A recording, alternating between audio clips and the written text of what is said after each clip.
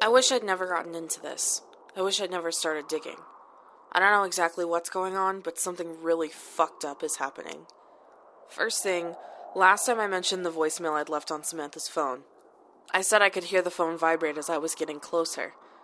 Someone brought up that this would be impossible, since the phone would have stopped ringing by the time the voicemail picked up. So yeah, what that buzzing noise was, I have no fucking clue. I listened to it again. It does sound like a phone vibrating on a hard surface. Is there anything else that might sound like this? So as I mentioned last night, Dean texted me around 1 a.m. I was groggy and exhausted, so I didn't respond to him. I turned my phone on silent and fell almost instantly back to sleep as soon as I'd edited my post. When I woke up this morning, I had a bunch of missed texts from Dean. At first, before I read them, I was almost excited. Maybe he was finally going to explain what the fuck was going on. But my hopes were dashed almost instantly.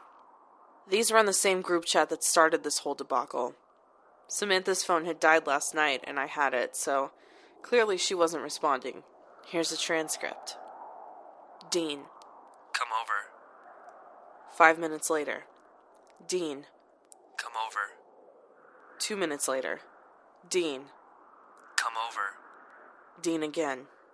Come over. They're in pretty rapid succession at this point. I feel like crying. Come over now. Come over, Jessica. I have to show you. Come over. I'm with Samantha. I'm waiting for you. Come over. Come over. Come over. Half an hour passes. Dean. See you soon. That was all he said last night. This morning I woke up early, saw the messages, and immediately called him. No answer. I've become so accustomed to his voicemail message, I can recite it. So I decided to play this fucked up little game. I'm getting sick of not having any answers. I texted him back. Me. Are you okay? It took a good 15 minutes for a response. I'd almost become resigned to not hearing back from him, but then my phone buzzed. I'm not exaggerating when I say my hands were shaking almost too hard to pick it up. One new message from Dean. I want to show you something. Me. What is it? Why are you being so fucking weird? Where are you? I'm not coming over unless you answer my questions. You're seriously freaking me out. Dean. Everything is fine. I am fine. I read a story online. Me. You did? Is that what this is about? Dean, please say something to reassure me you're okay. Dean. If there was a real supernatural, if it was real, I don't think it would be anything like we know. It's not like supernatural. But I have to go. I'll see you later. Me. No, please explain. Are you in trouble? Dean. I just can't talk here. Then he sent me this picture. I've never seen that place before in my life. It doesn't look like his apartment building, but I've never been to the basement there. The picture looks to be taken in a basement. A lot of pipes, machine things even, I don't know. It looks like someplace that everybody throws the shit they don't want. Me. Where are you? Are you mad at me for posting our conversation online? I changed your name and didn't give any details. Is that what this is about? Dean. It's scaring me. Me. What is? What happened to me in your apartment? It was probably my imagination. Dean. Not your story. It's... I'm fine.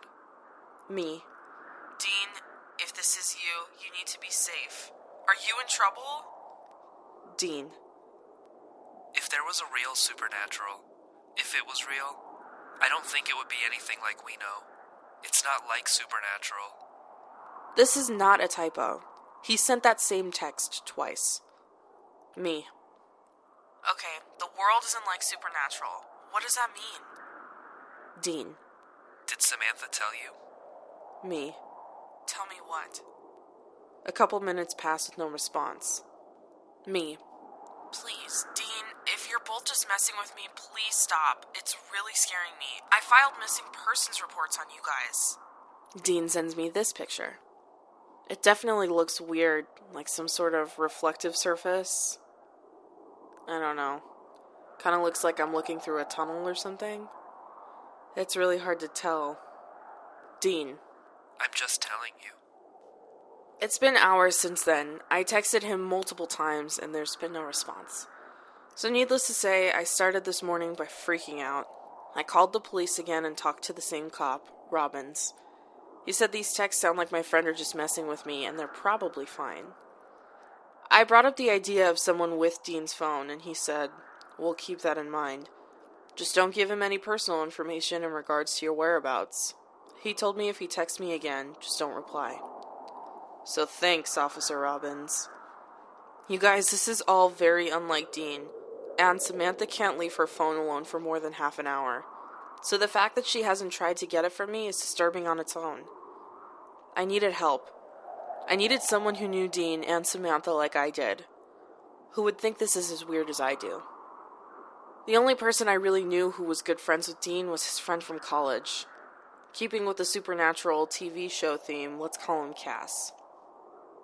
I didn't want to call Cass. I don't know him very well, but I had nowhere else to turn, so I did. It took about an hour to explain everything. I had him read through these posts, and after copious assurances that this was not a joke, he finally admitted he hasn't spoken to Dean in quite some time. And Dean wasn't returning his calls or texts either.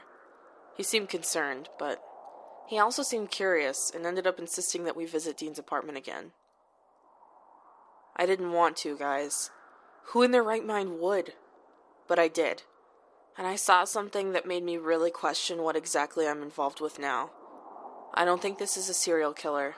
I don't think my friends are lost or left town. After all, if there was a real supernatural, I don't think it would be like anything we know. I think I'm going to leave our exploration of the apartment for the next update, or this will become too long. I'll post more in a little bit. Thanks again for all your help. I don't know what I'm doing anymore.